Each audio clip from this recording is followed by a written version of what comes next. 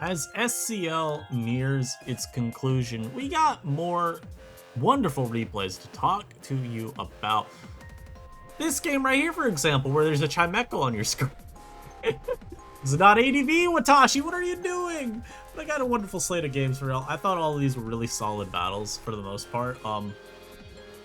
Either really solid or showcased some very, very cool ideas and concepts, which I personally value, because I know some of y'all, you wanna get the secret sauce in any, you wanna know what can you do to vary up your team building to become the very best like no one ever was, and I'm here to bring it to you, courtesy of these wonderful users. Of course, before we get too far into it, I'm gonna need to see 10 more billion subscribers joining this channel after this video, 10 billion willion trillion likes, and at least 75 trillion comments explaining why your favorite Pokemon is Tentacruel.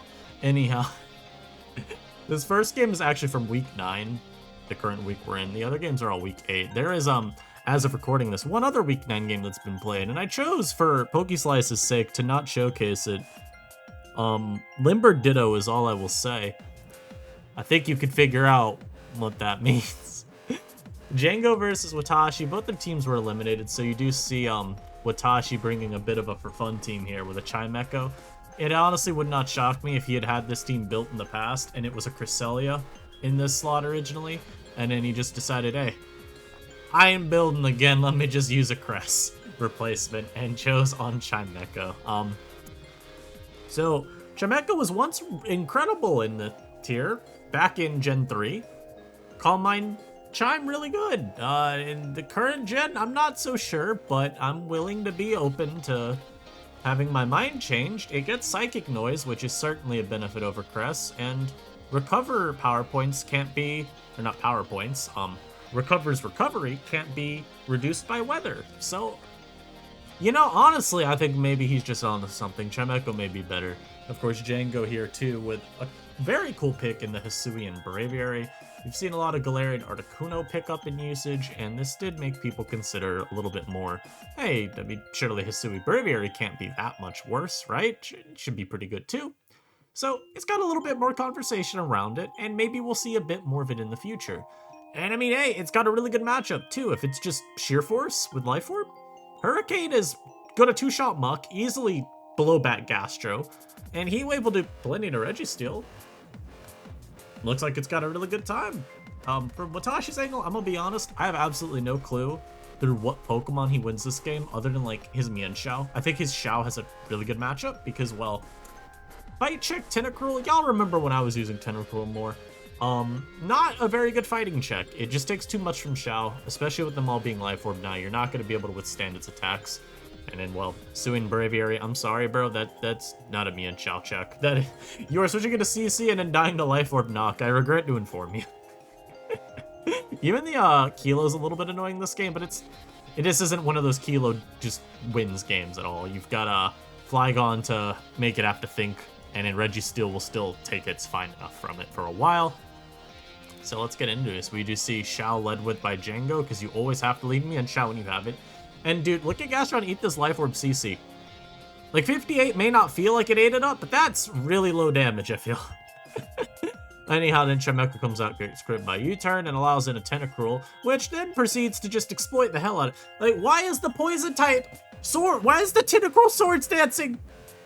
Wait, why is it double dancing? No! Look at the sight, it doesn't even 2-shot. This mod's pathetic! And then it just dies to knock. But wait, there's more. You thought Tentacruel was a good Pokemon? No, this Registeel takes 27. And then dies. It dies to EQ. This is an incredible series of turns. Where was it? It's turns 3? No, 2 even, because you get the crit U-turn. 2 through 6, generational levels of just ass brought out from Tentacruel and Chimecho, truly. Oh my lord. Letting a Tentacruel set up twice on you, only to then get to go to Registeel, have this mod bounce that knockoff right off, and smack the Tentacruel with an EQ. That's crazy. Shoutouts to Chimecho for being god-awful, and shoutouts to Tentacruel for somehow being just as bad. Incineroar then comes out, doesn't even kill Reggie with a Flare Blitz, which is very depressing if you're Django's. You then have to eat the T-Wave and seed Stealth Rock. Stealth Rock potentially a little annoying because of your Braviary. If it's, you know, not boots, then you're not really happy about this. Xiao now brought out because you got regen. You don't die to an Earth Power here. So you can at least force some chip on the Gastro. We do see, though, the Gastron is just like, yeah, I'll recover. I'll recover up as much as you want. What you got? And then the Braviary comes out here because Django knows it's a free switch-in. And you see now what I was talking about earlier, Manifest. The Hurricane to 60 to Muck. Unfortunately, it was only, you know, you don't have a great chance of hitting both. So Braviary ends up missing the next one. I actually think, by the way, Braviary, it wasn't guaranteed to just schmix Watashi's team, but it was in a really good spot. If it drops this Muck, I mean, he has to go out to Kilo next, and you have to play the terrestrializing games. As you see me hovering over to make sure that that was a thing. Like maybe this was randomly Terra Ground as you go Kilo. And then you know, maybe tried T-bolting and it was blocked. So, very fortunate for Watashi. He then goes Kilo. I mean, I guess he eats up a CC. It did 66. Django makes a really nice pivot here to Flygon, but Watashi makes arguably an even better play on the follow-up by staying in, taking the U-turn, getting a competitive boost, and then critting the hell out of this Incineroar with a Volt Switch. Alright, we are back anyhow. Incineroar now dead to the U-turn, very unfortunate. But it doesn't matter, it was getting used as a sack anyway here. So now Gon can actually U-turn safely on Kilo, and there is no, like, punishment. He could have probably outraged here as well. Although, I'm trying to just think, is there any drawback to outrage there? No, I think outrage was, I guess the only drawback to outrage is if Terra Fairy Kilo at this point. That would have been, because you don't want to outrage the Xiao and have to rely on getting a 2-hit to then be able to, you know, switch afterwards, right? And plus, Xiao's kind of scary. I think you just always want to have as many resources as possible into it.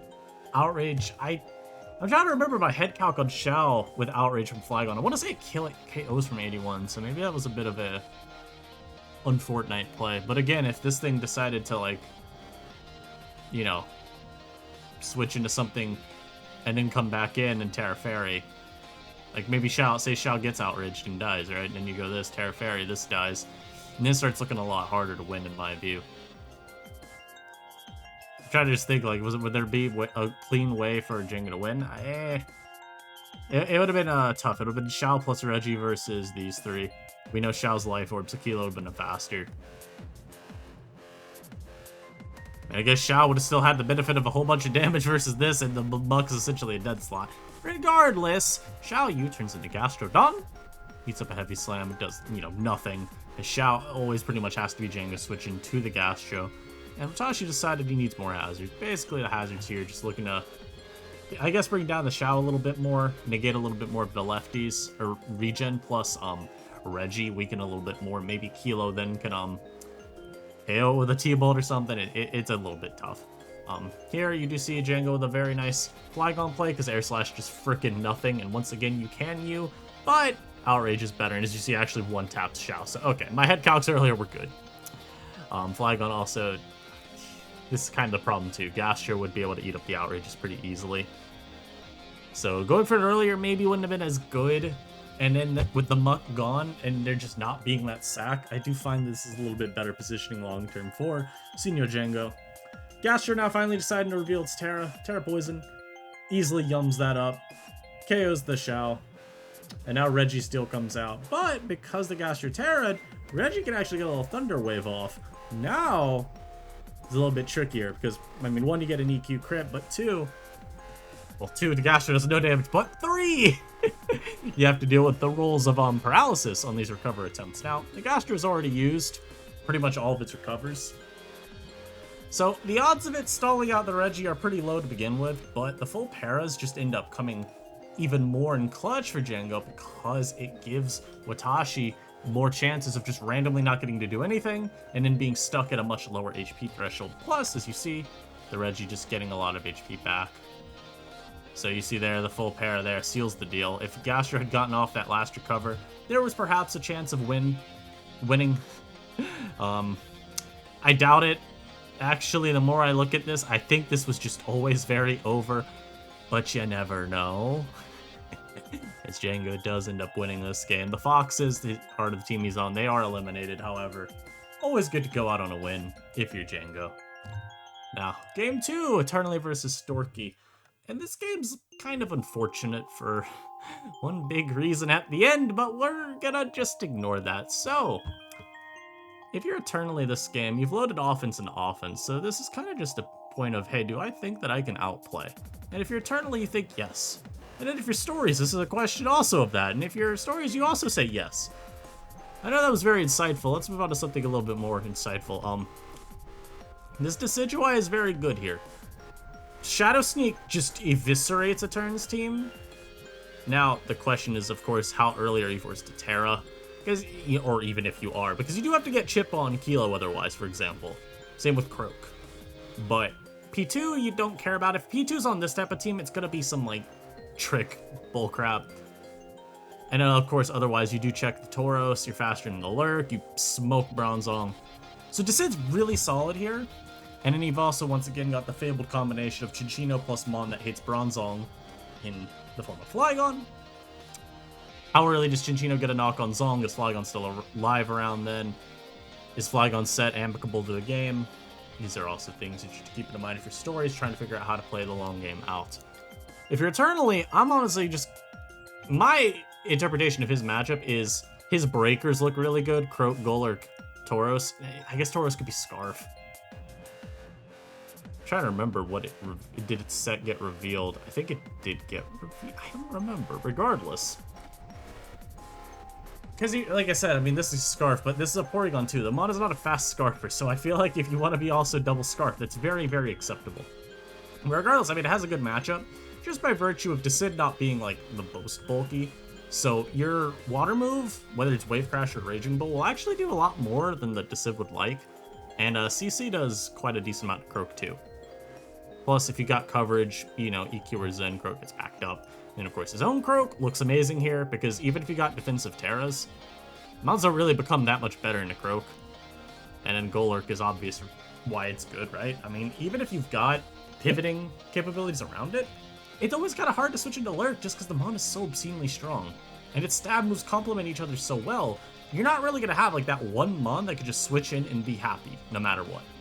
Anyhow, a lot of yapping in chat. P2 led into Flygon. Stories wants to let Flygons be Flygons, but the Porygon 2 refuses. It tricks a Scarf over to the Bronzong.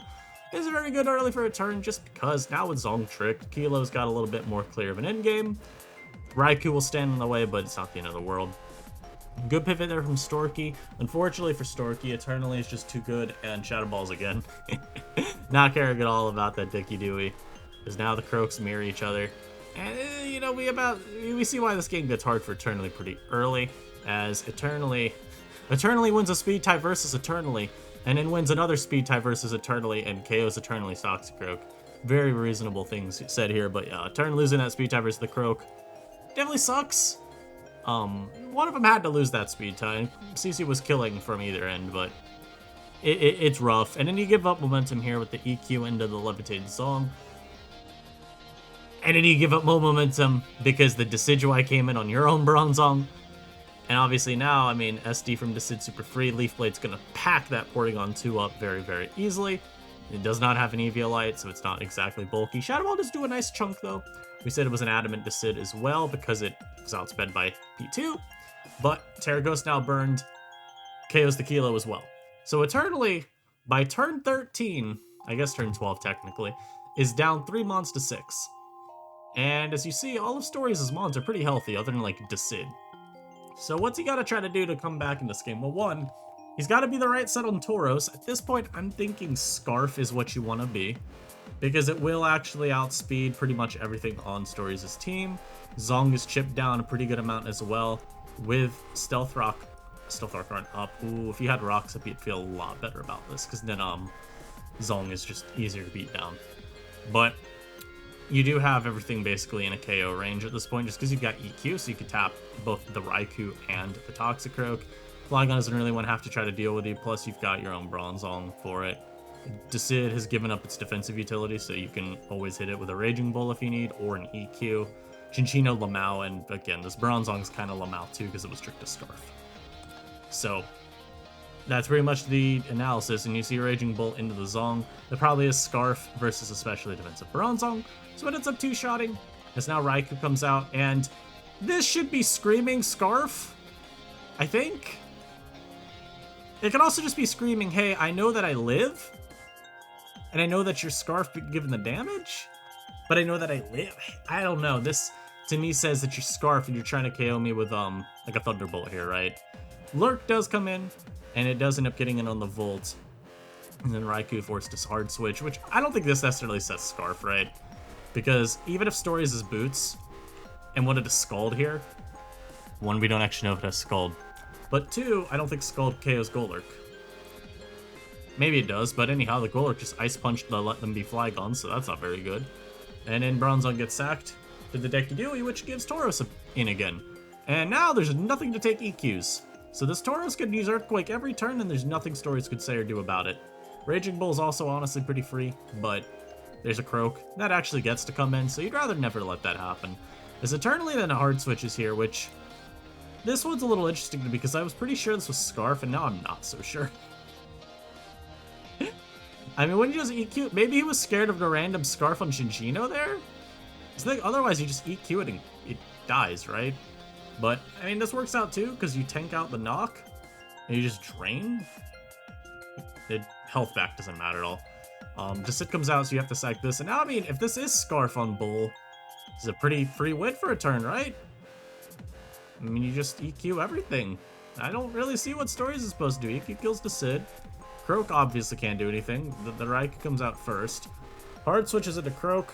And actually, okay, force out a Terror Ground, but that's also even worse. Like, what do you have? If you're Scarf, I guess you'd have Scald. Up, it has extra synth. Yeah, it crits. Alright. Of course, the crit, did matter. This game rewards blind luck and nothing else, man. Eternally, he outplayed at every step of the path, every step of the game. It will ignore the first... I think it's very funny. This game can be looked at in two halves. The first half, where Stories, I would say, had a very good initiative for the most part. Especially once she got this sequence going here. Starting in this spot, Stories really took over. Winning, of course, the speed tie on the Croak here.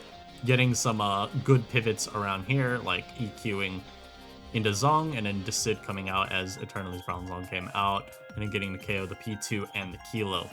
But then the second half of the game, yeah, Eternally took over, played to his outs, and was punished by a crit.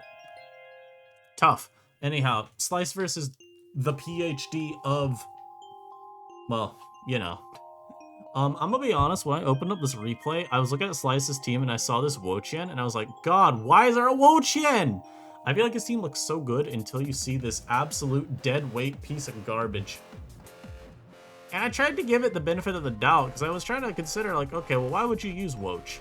What does this Mon bring to the table that Slice's team really needs? And I came to the conclusion that it provides very little. I think the idea was probably Decidueye counterplay. His team is kind of weak into Decid.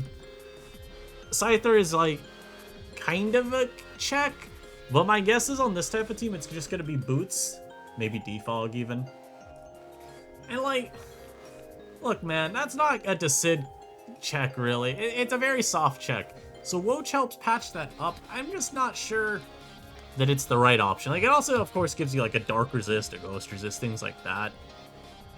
We sure we couldn't get that from another slot? Or maybe change up the team a little in some other spots? You know? Like, I feel like the Wo-Chien doesn't match the pace of the rest of the team. It's very much like, this is offense type stuff here. Even Raja counts as offense, I'm gonna be honest. Offensive rocker type deal, you know? Milo could be flip turn. I guess it doesn't have to be on this team, but, you know, could be. You don't got this Wo-Chien to be like, oh, I'm gonna be thrown out and I'm gonna do nothing. Like, this is not, you do not do Wo-Chien offense. It's not Chansey, it's not even Blissey. Like, those you could do offense with back in Gen 8, where they had teleport. No, not with the Woach. And in the dock, he has brought along some type of very hard offense. It's funny. It looks like hyper offense. I don't know if it's just straight up HO. I think you would still call it HO, even though I'm not convinced it's like how you would standardly play it out, or in terms of sets. But I mean, it obviously just looks like it, right? You know, you'd look at this team and you go, it's probably on this type of build a Rock's gone, because I don't think you need the Focus Sash, Tidy Up, Chinchino type deal. Like, you know, what on this team really cares about Hazard? So you could afford Rock's gone plus Chinchino still with Tidy Up, because Flygon doesn't care nearly as much about its Rocks going away. And you'll have some normal things like CM Scream, Bulk Up Tauros, Shift Gear Toxton, and I'm gonna be honest, I don't know what a Brute Bonnet does anymore. But I know they like booster energy and growth, so, you know, do something like that. Those would be my thoughts if I'm coming to this game of Slice. And if I'm also coming to this game of Slice, I'm always looking at Toxtricity and saying, wow, I'm about to get the crap beaten out of me, because Toxtricity's he's just him. Very, very strong Pokemon. I love this mon in any tier that's viable, and it's not like it's just click buttons and win type of a matchup here, because Slice has Flygon, Copperaja, Shandy, they all have immunities to whatever moves Tox would want to go for. That doesn't really make it feel any better, though. I don't think. Which could be Protect as well, I guess that helps, but it's just not fun. Also, this Waros, I feel like Bulk Up Tauros just kind of smacks the taste out of Slice's mouth, doesn't it? I mean, God, Milo is your check, but you have to Terra it. Or you gotta hope that, Scyther's always able to revenge kill, or maybe you force a Terra Steel and then that Flygon can. It's very brutal. I do not like this matchup for Slice. And let's see how it goes. So Chinchino led with Mr. V into Rajamus, and you're about to see some very excellent Chinchino gaming here. So Raj gets knocked, and then knocked again just for some more chip, and then encored into the Stealth Rock, and then switches hard out, and gets Tidy Up done. So this is what you want to see out of your Chinchino. Just immaculate gaming. Basically every turn there went exactly how the doctor ordered. He was prescribed exactly what he needed. Unfortunately, Chinchino then dies. But, I mean, I would say that worked out really nicely. It got Milo into KO range, and Milo being gone is at least kind of decent for Flygon. It's a mon that maybe could threaten a Scald Burn, maybe had coverage. And yeah, and then Flygon just immediately gets sacked a Spec Shadow Ball. I thought that was really evil. The Bonnet comes out here, crunches the Scyther. I thought this turn here was very funny. Slice knows at least one Sucker is coming, so he defogs at one time. But then he doesn't dedicate to the grind, so he gets caught by Sucker the next turn. Very unfortunate. Tauros now comes out this time, dodges a Fire Blast. This matters a lot, because that move does like over 70. So that sucks. And Woj comes out on the wave, and I'm almost certain that Slice sees this damage and knows that it's like choice lock to just give the rest of the game and how he plays it. Flygon comes out on the Bonnet. Very nice, because of course you threaten a Yui, and then you end up getting it on the Tauros, which brings out Wochin again. And here Slice once again makes a nice little play, in my view. Scouting out the... Obviously scouting there. But it's a bad play because Toxtricity comes out, and it's actually Encore. When I was first watching this, I was like, oh wait, is he not Shift Gear? But then he goes for Overdrive, he gets Third Spray, and he uses Shift Gear Dexter. So okay, he was Shift Gear Encore. Very cool set. Unfortunately, he gets Encored out immediately, or Whirlwinded out, whoopsies. But Screamtail is a fine mon to have come out, because you could just take out Raj here. And then you see a very powerful type of scouting here. Calm Minding, no, he means you live the next hit. And then he switches out, he's like, alright, I'll preserve my Scream for now. You know, maybe the Flygon's like Bandit or something, and you don't want to let it lock into Outrage. Or it wouldn't be Bandit on this team, it'd be Scarf. So it's just a means of making sure you manage your resources well. Tauros then coming out here. Getting you turned on as the Flygon Terras, because the Sucker Punch was probably a roll there if I had to guess. And then we see again once we see a Slice double again, but this time he ends up actually just getting got by the Tauros, because well, the Doc decides, hey, if I CC into a Protect, who cares? I can deal with this. Shady picks up Scream, Bonnet comes out, you can threaten Sucker here, and I'm gonna be honest, I'm gonna give credit to Slice where it's due. This makes up for his week 9 game a little bit. This man outplays for several turns in a row. You see these Bonnet power points? I'm gonna just skip ahead a few turns as he gets thoroughly outplayed for several turns in a row. Also, you got tricked to Specs here. Very funny. If Slice had stayed in there, it would have been the cherry on top. Look at that, though. Brought down all the way to here. I actually think he technically has fewer CC. Let me see. Okay, no, it was 3-3. But dude, Slice just goobed him. The only way, like I said, the only way it would have been better is if he stayed in with Shandy and ate the CC. And yeah, Wochin comes out here, predicting the sucker. This lets you go back to Shandy immediately, or even just throw off a leech. Either will work. Foul play is fine as well, but I think I would want to keep it up more proactively. Seems it doesn't matter though, because the Tauros once again gets in. The problem is that you have to play around the protect. And if for some reason he doesn't protect, he had 12 more chances. You could protect here. You just failed. He didn't protect. So now I'm left thinking, okay, maybe it is bulk up, and he was scared. Also, I'm pretty sure this could, well, yeah, no, we were confirmed specs. But no, that switch actually confirms the entire time this was choiced. Literally the entire time this was Scarf Tauros. So the switch there confirms it because, you know, it's going to come back out in a wave crash. But like, why did he protect? Did he not feel like he had the knowledge? Because I feel like the way Slice played earlier was as if he knew it was Scarf Tauros. But that turn there where he doesn't protect it, it's like he forgot. Very strange. Pokey Slice. I don't know, man. It was going so well until it wasn't. Anyhow, McMegan versus ZS. And McMegan once again bringing stall. It's very funny. The entire 9 weeks of the tournament, and McMegan's team is in playoffs, I think? I'd have to check. But I think he's in playoffs. Regardless, if this is the last week, it's the last week. If it's not, he's got more chances to keep up this trend. Every week he brought stall, or he brought hyper offense. Week 9, it was the same deal. That's the game we're not looking at, though, because of Limber Ditto incident. But every time he brought some cheese. And I had been screaming, please, counter-team him. You may think the ZS team is relatively innocent at first glance, but my god, when I tell you that he had the sauce for this, he had the sauce. So, there's not a lot to say about the stall. Beyond this, I do think on paper, it's got a very good matchup. Just if you assume innocent sets from ZS. You know, wholesome Big Chungus type deal. I believe that McMegan has rolled a solid matchup. The Toxtricity is a breaker. Like, I'm always gonna say Toxtricity's got a chance to do something stupid, because this mon is very strong. You may have to dedicate your Terra, but like, there's a world where I can always see Tox breaking, because if you predict well with it, yeah, I mean, he's just gonna do it. On the other hand, I mean, McMegan's got like the best tools possible to pivot around it, with potentially a specially defensive Gastro that's like Terra Ghost to blank Boom Burst.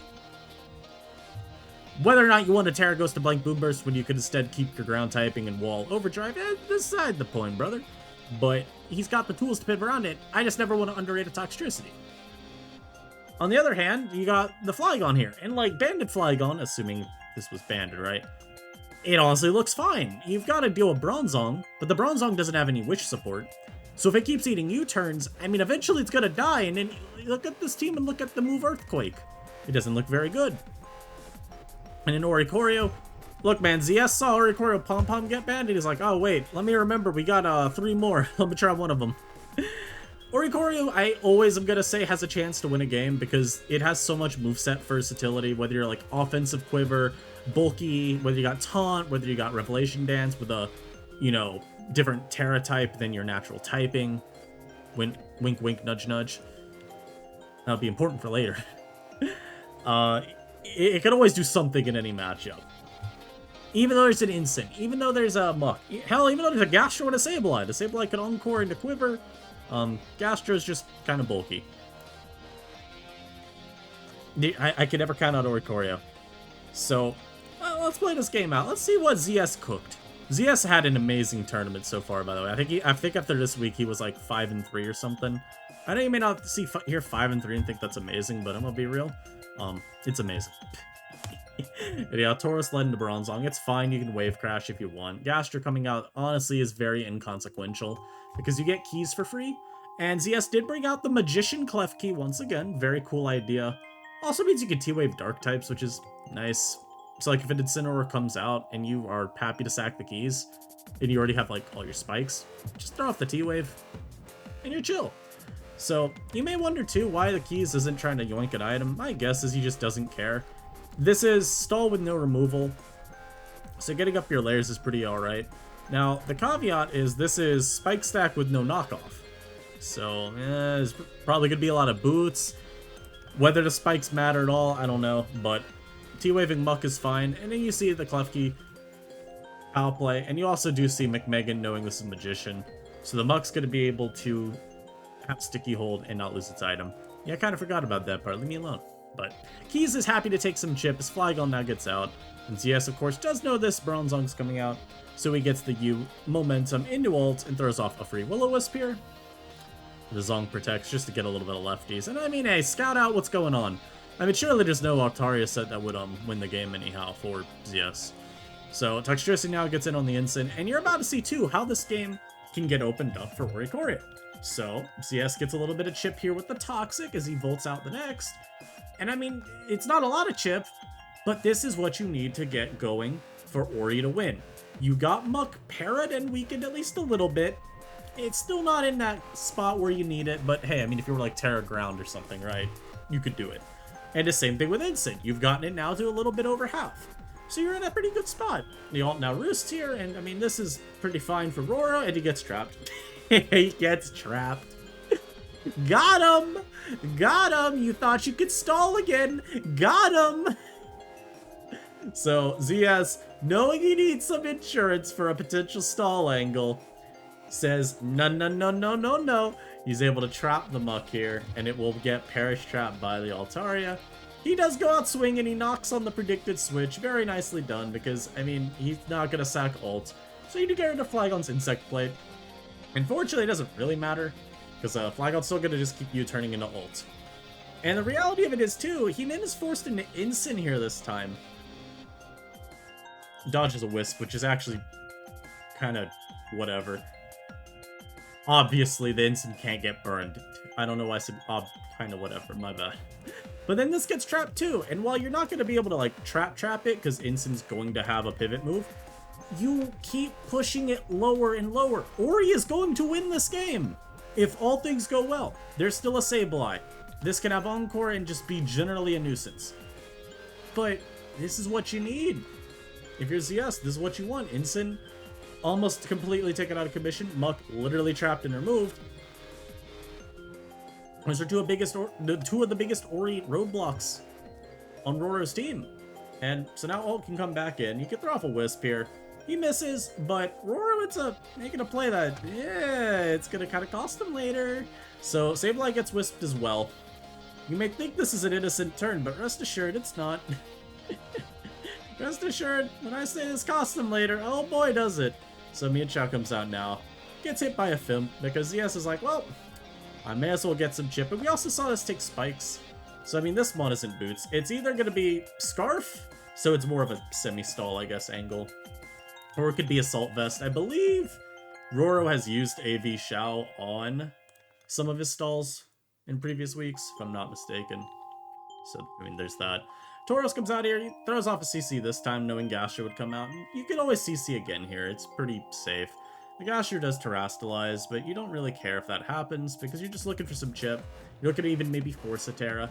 And now, we see the ultimate misplay from Roro.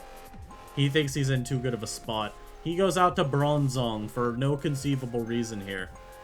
I genuinely do not know what Bronzong was doing. I think he expected this, though, to do a lot more. He thought that Gyro Ball was Gyro Ballin', and oh no, it was not. And then he goes Sableye, and instead of encoring, he knocks. Because he thinks the threat of encore is so heavy that ZS will switch, but ZS doesn't care. And oh my god, the Sableye is gone, and yeah, this is a wrap. Terra ghosting on the Ori just so you get a little bit more damage. You also take these knocks very easily. By the way, too, I don't actually know if any of this confirms Xiao's set, because if this is max bulk Oricorio Sensu, it would actually be slower than a max speed Xiao. Even if it's AV. Unless I'm just forgetting my speed, but I don't think I am. So, funny enough, maybe we don't ever get confirmation on whether it's Scarf or Assault Vest on the Xiao. But you also see, like I said, this mon got weakened just too much. Took too much damage earlier, and now it just loses 1v1 to the Ori. Obviously, Gastrodon can't do anything. This Earth Power does not get a crit, which is what he would have needed otherwise. And then Baba Boom, Baba Bang. Oricorio Sensu. Smacking the taste out of Stall. Obviously needed a lot of support from the Altaria.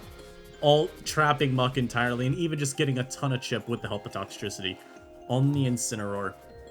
Amazing for it. And of course, Rora with a very unfortunate mispredict there. Like I said, all the reason to expect to switch, man. Obviously, the guy has Encore. He's revealed it earlier. It's very, very free on the Roost. Or whatever move it was. Whether it was Quiver or Roost, I don't frickin' remember. But it been free on that turn, and ZS said, nah, I know, it's too free, so you won't go for it. And then we get a last game, Watashi versus Elias. Elias Sai, I predicted him to have a top 3 record in this tournament because I thought the support for Inu he had on his team was, like, amazing. And Elias is just generally... I mean, last SCL he had a top half record as well. I think he went 5-4. And yeah, he's top 3 right now. Up against Watashi. And Watashi's team, on paper, looks very cool. I think in practice, there were some sets that I probably would run different, but yeah, that's just personal preference, right? Elias, though. The double evolution, the Fabled Core. Meaning one of these Pokemon has a set much more sinister than you would like for it to be. Whether that means Spec Sylveon, or whether it's like Calm Mind Vaporeon, because, you know, we saw that earlier in the gen. We've even seen it a little bit recently. I feel like it was early SCL, though, where it got a little bit of noise and then it kind of disappeared. Enough noise to keep it in mind, I would argue. But, hey, like I said, one of them's got to be something sinister. If I'm looking at the matchup, I honestly would look through it in the lens of the EVs. I think either CM Vap or Spec Sylve, both of them would be pretty decent here. Because Calm Mind Vap is going to have a lot of defensive utility still, but it's also going to just be annoying to play around because your switch-ins, I mean, they're generally going to be like, what, Copper, Sar, Toxicroak? And those don't really deal with you nearly as well when you're Calm Mind boosting up. So, Watashi's got to figure out a way to navigate around it like that. Alternatively, if it's Spec Sylveon, I'm sorry, Copper Raja is not dealing with it that well long-term. It just takes too much damage. And not having Wish support, yeah, it makes it really hard. So, we lead into this. Belly Bolt versus Flygon. Watashi very smartly staying in, by the way, just a Toxic like that. He'll be able to get a Slack off later in this game if he needs it. Obviously, the Zong did come out on Toxic, but the reason he does that is because it's very obviously a Scarf Flygon on Elias's team. So EQ was never killing Belly. And Serene unfortunately had to eat a Toxic Core, but it does get to knock the Levelug. It goes for another knock here too, just because it's like, well, surely he wouldn't think I'd stay in. So I'll knock, predicting a double switch into whatever he thinks assists him against my switch in, you know, basic logic like that. Belly comes in. You see it take a lot from EQ, so I think this is actually a pretty offensively inclined Avalug, like max HP, max attack type deal. And there's actually going to be some damage you see later that I think kind of lends itself to that being correct. So Gon used, does not U into Legion though, even though he could have tried spin blocking. Goes Belly Bolt, fishes for a static, and he does get it. Which is honestly, like, solid. As then Volt Switch in, this does give you Mr. Flygon here. You could set your rocks back up, you could EQ, you could U-turn for momentum. You got plenty of options here. This time, he does end up U-turning into the Legion after setting up his rocks. And this is what I mean, by the way, by about being able to tell this is an offensive lug. I know it's a crit doing 49. This is a Banded Legion, though. You get that information by opening up the calc. Banded Basket Legion can only do this much damage if an Avalug does not have physical bulk investment. So it's like max HP, max attack. Also, because these EQs do quite a lot to Belly Bolt. And Belly Bolt, kind of a sleeper pick in you right now. I do think it's pretty solid, all things considered. Mon is very annoyingly bulky, though, to deal with. Very, very annoyingly bulky. And so you could take that much from an Avalug's EQ is kind of evil. Anyhow, Croak tries to sub versus the Terra Ghosting Avalug. It does not work. Switches out of Legion. It's going to take a lot from EQ if EQ is used, but unfortunately, Flygon comes out, and there you go again. Jet doing 61 is nasty. You turned into Sylveon there. Obviously, Sylve can just Wish Pass. Copper's in. You don't really care. Double Incin, though, happens instead. Whoopsies. Because now the Flygon's forced to come in. Loses with loaded dice here to the knockoff.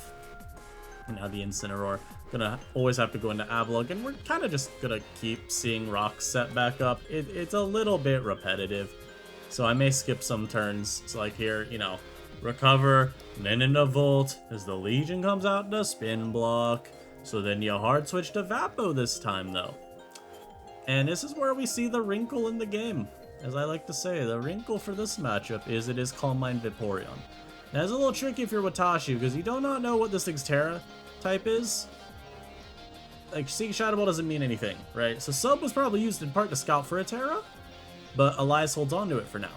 And instead opts to just get some chip like this into Watashi. Also knowing, like, it's very easy to try and predict that Vapo would switch out of the Croak, so he tries to just leverage the threat of a +1 Vapo against him. As the Vapo, you also see, like, that Sub not getting broke by Copper's knock is just very sad. I think this is a full special defense Copper. Because I don't think there's any world otherwise where this happens. You even see Rest. So it's Rest Talk Raja, and I do think that has to mean that it is just bulk maxing. No attack, who cares? But this is obviously really good for Elias, because, I mean, Vapo behind a Sub, and with a crit, obviously helps too. But Vapo behind a Sub's really annoying for Watashi to try to deal with. And he actually ends up just going for another Scald here too. No, he subs. Whoopsies. Right, because you don't have to Scald yet, you can Scald later. And obviously Watashi doesn't like that sequence anymore too, so he goes Croak, but he takes so much from that Shadow Ball. He's just gonna get 2-shot. Now it says give him finally a sack that he can capitalize on with going Serena. Also, I know I mentioned this thing terastallizing earlier. This thing subbing, scouting for Terra. There was no scouting for Terra, forgot the lug Terra. Whoopsies. He was subbing just, I think, to scout what the hell the Vaporeon set was. Anyhow, my bad for that. It's always, you know, when you've been recording for 42 minutes, it gets tough. Anyhow, though, this arena knocks the Ensign's boots. I mean, that is good. It means Audi Incineroar has to take chip from the rocks. Belly Bolt will now too, but it cares much less. Sylvia now going to try to look for a wish. And here, Watashi tries to catch Elias slacking, but it does not work because Bronzong was the recipient of the wish. So you see that Terra Blast Fairy aimed at Flygon. As you see here, Flygon was very low, 39%. Would have been a very cool catch there, but it does not work out. As the Bronzong now hits the Psychic Noise on the Flygon, is going to be able to easily take it out with another if it so chooses. So Watashi decides to preserve for a little bit longer. Maybe Serena could get a spin-off later. If Raj comes out versus Zong, he can just go for knockoff pretty easily here. I lied because this guy has more speed.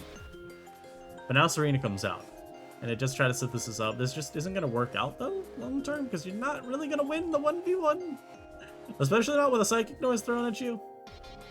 So yeah, Serena gets a little bit HP back, but now Inzin just comes out.